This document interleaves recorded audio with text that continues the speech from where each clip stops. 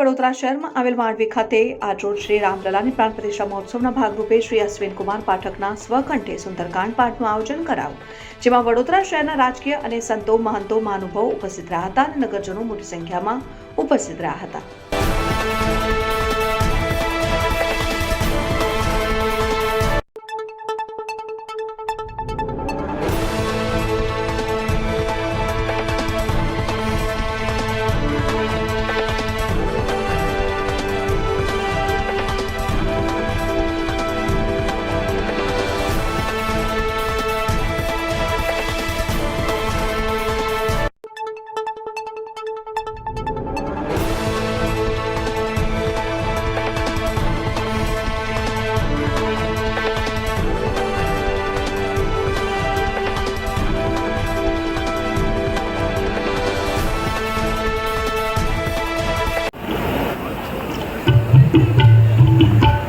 વડોદરા શહેર police commissioner Shri Anupamsinh ગેહલોતજીનું સ્વાગત કરીએ છીએ અને તેમને પણ મંચ ઉપર પધારવા વિનંતી.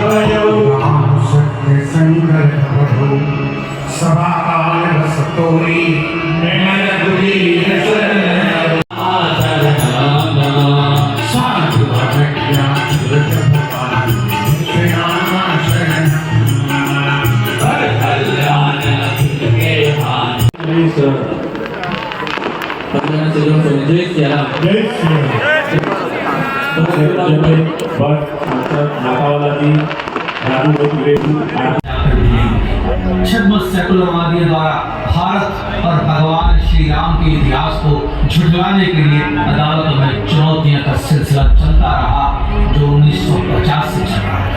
हिंदू सिख के बीच से गुजरते हुए भगवान श्री राम का दर्शन करने के लिए विवश. यह स्थिति थी आजाद भारत में श्री राम और राम भक्तों की, पर सत्य को तो जीतना ही था. વાઇબ્રેશન આવવું જોઈએ. જય શ્રી રામના જય જય શ્રી રામ.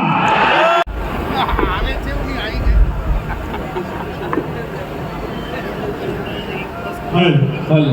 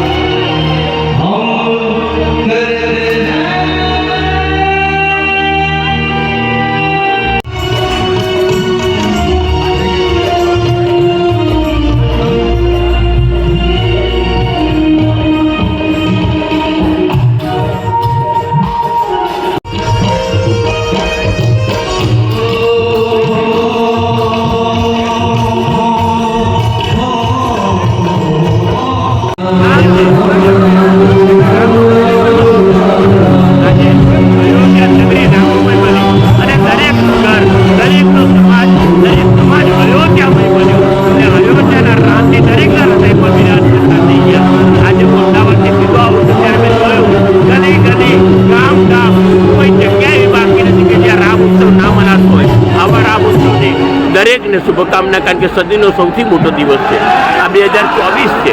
એક નવી જ પ્રભાતની શરૂઆત થઈ છે, કારણ કે અને આ પ્રભાત સુવર્ણમય એટલે હું કહું છું કે 2047માં આઝાદીના પણ 100 વર્ષ પૂરા થશે.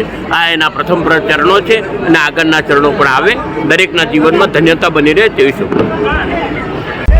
આપણે સૌ એવું કહેતા હતા 500 વર્ષથી રામલલા આવી ગઈ, લેકિન આ ગર્વથી એવું કહી શકીએ રામલલા આવી ગયા.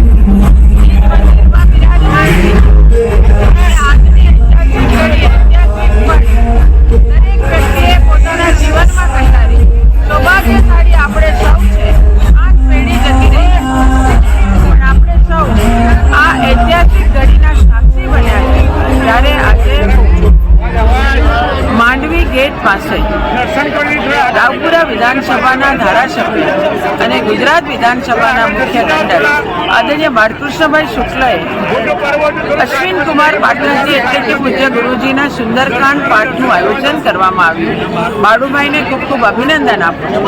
ગુરુજીને વંદન કરું છું કે આજના પવિત્ર દિવસે જે આપે અહીંયા વડોદરામાં આવી મારા વડોદરાવાસી સૌ ભક્તજનોને રામલલાનો સુંદરકાંડ પાઠ દ્વારા પણ